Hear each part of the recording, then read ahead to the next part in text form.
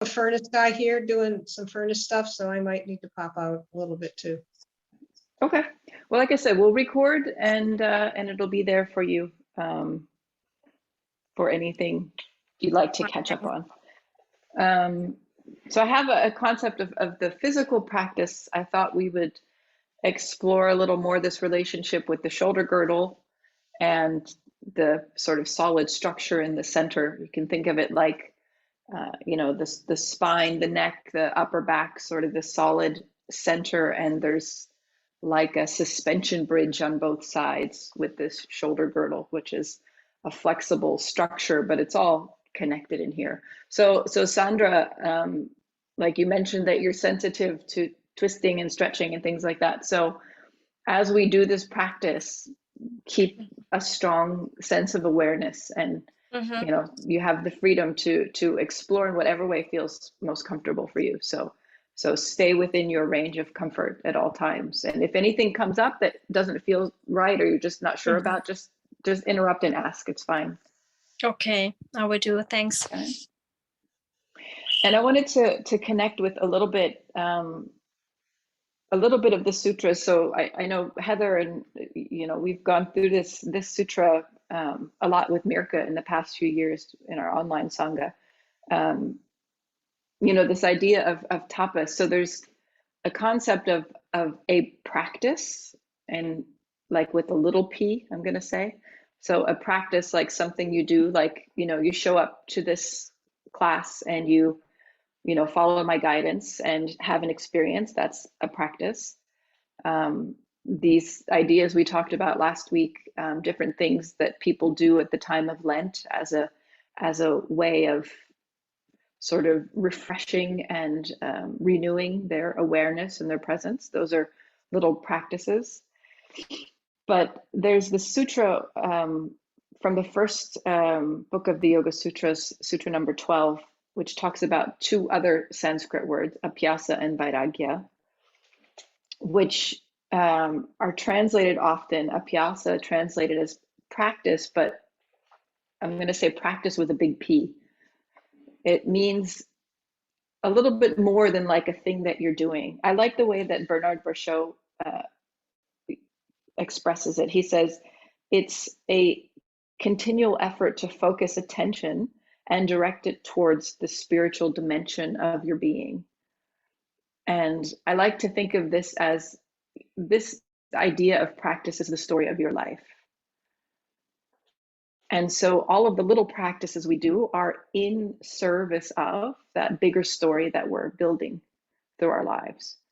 And the implication from Sutra 112 is that when we bring attention to and direct our energy towards this story of our life, there's a natural stability that arises within us.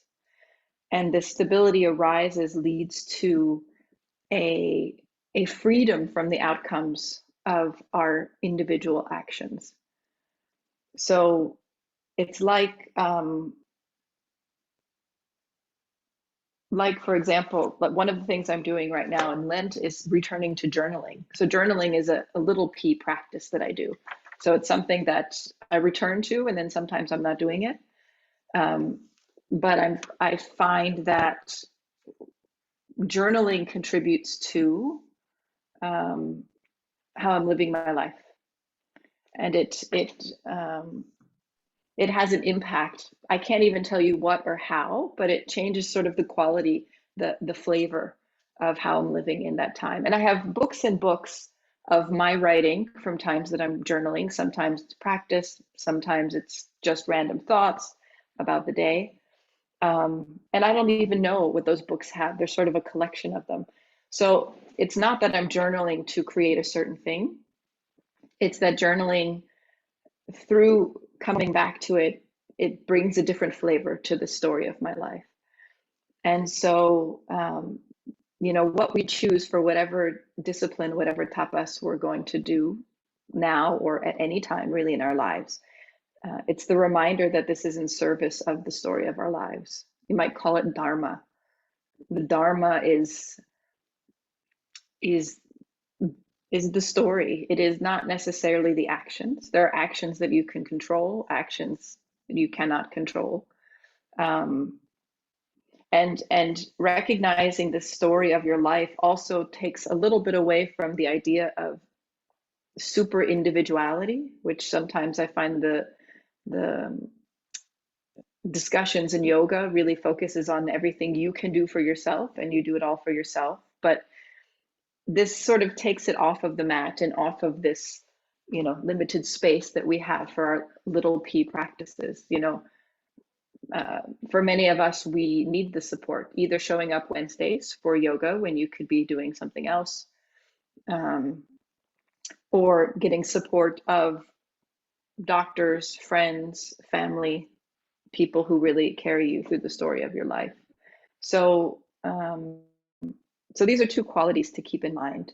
And really, it's just about creating a sense of stability as you move through the story of your life. And tapas is one of the little p practices that we can do to help ourselves remember who we are.